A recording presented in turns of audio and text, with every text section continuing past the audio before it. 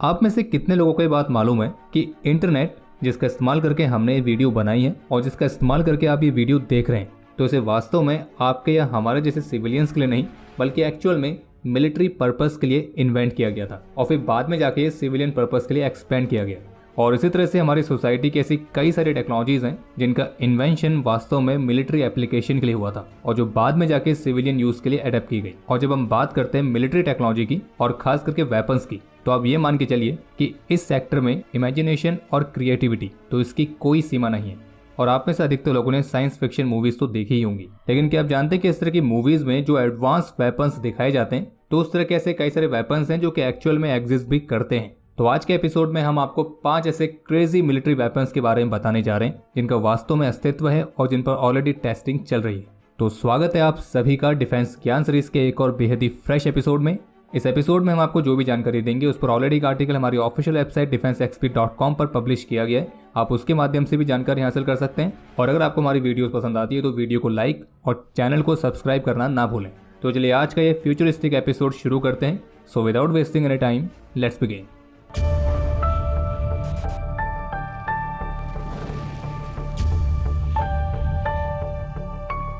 इस लिस्ट के नंबर 5 पर है डिजिटल पिस्टल, जो कि दिखने में किसी साइंस फिक्शन मूवी की ही याद दिलाती है और इसे बनाया है जर्मन फर्म आर्मेटिक्स ने। यह एक सेमी ऑटोमेटिक पिस्टल है जो कि स्मार्ट गन टेक्नोलॉजी का इस्तेमाल करती है। और इस पिस्टल की खास बात है इसका डिजिटल सेफ्टी मैकेनिज्म। और इस गन के सेफ्टी मैकेनिज्म को ऑन ऑफ करने के लिए एक खास तरह की रिस्ट वॉच का इस्तेमाल होता है। और ये रिस्ट वॉच भी तभी एक्टिव होती है जब उसके पर्टिकुलर यूजर के फिंगरप्रिंट से उसे अनलॉक किया जाए। यानी कहने का मतलब ये कि इस डिजिटल पिस्टल से इसका केवल ओनर ही फायर कर सकता है। और इस पिस्टल को जेम्स बॉन्ड स्टाइल हैंडगन की तरह ही मार्केट किया गया था कि इस पिस्टल से केवल ऑथराइज यूजर ही फायर कर सकता है। और इसका मतलब ये भी कि आप इस पिस्टल को इसके ओनर के खिलाफ इस्तेमाल कर ही नहीं सकते। और इस इन्वेंशन के बाद से कई सारे गन एक्सपर्ट्स का ये दावा था कि इस तरह की अप्रोच गन सेफ्टी को और बेहतरीन बनाएगी। और इस पिस्टल से .22 LR कैलिबर की बुलेट को फायर किया जा सकता था और इसकी इफेक्टिव फायरिंग रेंज थी 69 मीटर्स। लेकिन कई सारे कारणों के चलते ये पिस्टल एक महत्वपूर्ण कॉमर्शियल सेल को हासिल नहीं कर पाई थी। इसके बाद नंबर 4 पर है द एक्टिव डिनाइल सिस्टम। ये एक non lethal directed energy weapon है जिसे यूएस मिलिट्री द्वारा विकसित किया गया है। और इस वेपन को हीट रे भी कहा जाता है क्योंकि इसके काम करने का तरीका कुछ ऐसा है कि ये टारगेट के सरफेस को हीट करके उस पर अपना प्रभाव छोड़ता है। और वो टारगेट कुछ भी हो सकता है, जैसे कि इंसानों की स्किन। और इस वेपन को खास तौर पर एक बड़ी भीड़ को काबू करने के हिसाब से बनाया गया था, ताकि अगर ऐसे कोई हालात बनते जहाँ पे भीड़ काफी इकट्ठा हो गई है तो भीड़ को तितर बितर किया जा सके, तो उसके लिए ये वेपन बनाया गया था। और इससे एक इनविजिबल इलेक्ट्रोमैग्नेटिक रेडिएशन बीम निकलती है जो कि स्किन जैसे सॉफ्ट टारगेट पर बर्निंग सेंसेशन को क्रिएट करती है। और इस एक्टिव डिनाइल सिस्टम से निकलने वाले जो इलेक्ट्रोमैग्नेटिक रेडिएशन थी, तो वो इंसानों के स्किन पर मौजूद वाटर मॉलिक्यूल्स को करीब आधे किलोमीटर की दूरी से 55 डिग्री सेल्सियस तक हीट कर सकती थी, जिससे त्वचा पर जलने का एहसास होता था। हालांकि इस वेपन को कभी भी अकेले इस्तेमाल नहीं किया गया, इसे हमेशा ही बाकी के other non lethal crowd control methods जैसे कि tear gas, water cannons, rubber bullets, तो इनके साथ ही इस्तेमाल किया जाता था।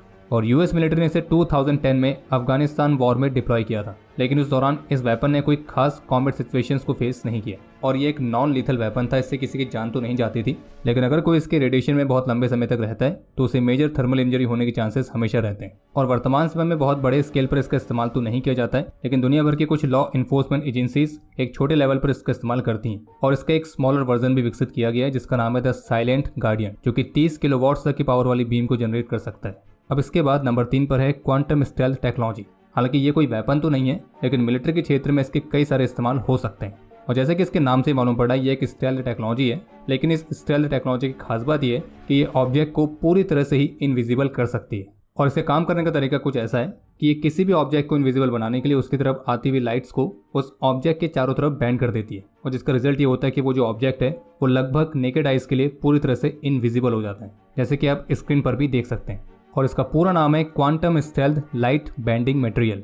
और इस टेक्नोलॉजी पर काम करने वाली कंपनी का नाम है हाइपर स्टेल्थ बायोटेक्नोलॉजी कॉर्पोरेशन। और इसमें जिस तरह के मटेरियल का इस्तेमाल किया गया है, तो वो आपके visuals, infrared vision, night vision, thermal signatures और यहाँ तक कि टारगेट के शेडो तक को रिमूव कर देता है।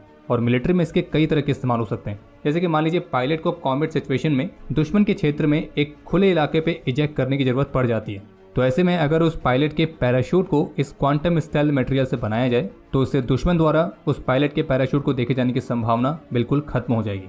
और दुश्मन को पता है कि उस स्पेसिफिक लोकेशन पे एयरक्राफ्ट क्रैश हुआ है, तो पायलट के पास बहुत ही लिमिटेड टाइम है कि वो अपने आप को कहीं छुपाए, पर चूंकि वो एक ओपन इलाके में लैंड हुआ है तो ऐसे में उसको कवर मिल पाना बहुत ही मुश्किल होगा। लेकिन अगर उसके पैराशूट में इस क्वांटम स्टाइल मटेरियल का इस्तेमाल किया गया है तो पायलट उस पैराशूट से इस क्वांटम स्टाइल मटेरियल को लेके उससे अपने आप को कवर कर सकता है और अब दुश्मन के लिए उस पायलट को आसानी से डिटेक्ट कर पाना बहुत मुश्किल हो जाएगा। और इस तरह की टेक्नोलॉजी स्पेशल फोर्सेस के बिहाइंड द एनिमी लाइंस वाले ऑपरेशंस में काफ़ी मददगार भी साबित हो सकती है। इसका इस्तेमाल एयरक्राफ्ट को पूरी तरह से इनविजिबल बनाने के लिए किया जा सकता है, जिससे वो एयरक्राफ्ट दुश्मन की स्पाई सैटेलाइट्स, उनके ड्रोन्स, उनके सर्विलियंस बलून्स, इन सभी से बचा रहेगा। और इस तरह के कई सारे सिनेरियोज हैं जहाँ पे ये टेक्नोलॉजी काफ़ी महत्वपूर्ण भूमिका निभा सकती है। और कुछ रिपोर्ट्स के मुताबिक इस टेक्नोलॉजी का जो डेवलपमेंट है वो अपनी एडवांस स्टेज में चल रहा है। और अगर आप में से किसी ने मार्वल की एवेंजर मूवी देखी है तो एवेंजर का जो सबसे पहला वाला पार्ट था जिसमें हेली कैरियर्स दिखाए गए थे, तो वहाँ पे एक सीन है जिसमें हेली कैरियर्स को इनविजिबल किया जाता है। तो आप समझ लीजिए कि वो टेक्नोलॉजी कुछ इसी तरह की है। नंबर 2 पर है आयरन मैन सूट। और इस प्रोग्राम के तहत यूएस मिलिट्री ने अपने सोल्जर्स के लिए कॉम्बैट में पहनने के लिए खास तरह के tactical assault light operator suit को विकसित किया था, शॉर्ट फॉर्म में जिसे कहा जाता था टेलॉस। और यूएस का ये प्रोजेक्ट मीडिया में आयरन मैन सूट के नाम से ज़्यादा मशहूर हुआ था। और इसकी खास बात यह थी कि इसको पहनने के बाद सोल्जर दुश्मन की गोलियों का अच्छे से सामना कर सकता है, अपने वाइटल साइंस को मॉनिटर कर सकता है और अंधेरे में भी देख सकता है। और 2019 तक ये जो प्रोजेक्ट था ये काफ़ी चर्चा का विषय बना रहा था, लेकिन 2019 के बाद इस वाले प्रोजेक्ट को एकदम से बंद कर दिया गया था। हालांकि यूएस स्पेशल ऑपरेशन कमांड द्वारा इसी प्रोजेक्ट को आगे कंटिन्यू करते हुए एक नई तरह के कॉन्सेप्ट हाइपर इनेबल्ड ऑपरेटर पर काम किया जा रहा है, जो कि मल्टी डोमेन इन्वायरमेंट में ऑपरेट करने के लिए सोल्जर्स की कैपेबिलिटीज को इनहेंस करेगा। और इस पूरे कॉन्सेप्ट में आर्टिफिशियल इंटेलिजेंस यानी कि एआई इसकी कोर टेक्नोलॉजी रहने वाली है। और नंबर 1 पर आगे बढ़ने से पहले अगर आप यहाँ तक वीडियो देख चुके हैं तो वीडियो को लाइक जरूर कर दें।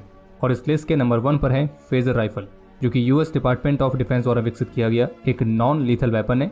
और इसे मुख्य रूप से दुश्मन को मारने के बजाय उसे डिसोरिएंट यानी कि भ्रमित करने या स्टन करने के लिए बनाया गया है। और इसमें फेजर की फुल फॉर्म है personal halting and stimulation response rifle. और ये एक तरह का नॉन लीथल लेजर वेपन है जिसे यूएस मिलिट्री सोल्जर्स और लॉ एनफोर्समेंट ऑफिसर्स दोनों के ही द्वारा इस्तेमाल करने के लिए डिजाइन किया गया है। और ये फेजर राइफल अपनी फोकस्ड लेजर बीम की मदद से दुश्मन को टेम्परेरी बेसिस पर ब्लाइंड करने की कैपेबिलिटी रखती है। हालांकि इससे इंसानों की आंखों पर कोई परमानेंट डैमेज तो नहीं पहुंचता है, लेकिन हाँ ये थोड़ी देर के लिए अपने टारगेट को अंधा जरूर बना सकती है।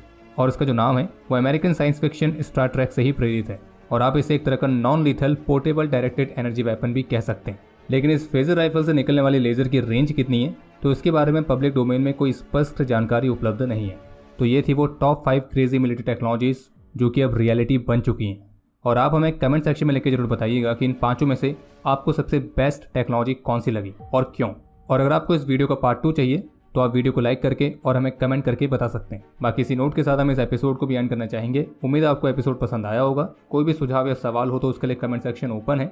और अगर आप चैनल पर नए हैं तो चैनल को सब्सक्राइब जरूर करें। हम जल्दी मिलेंगे एक और ऐसी नई एपिसोड के साथ। तब तक के लिए जय हिंद, जय भारत।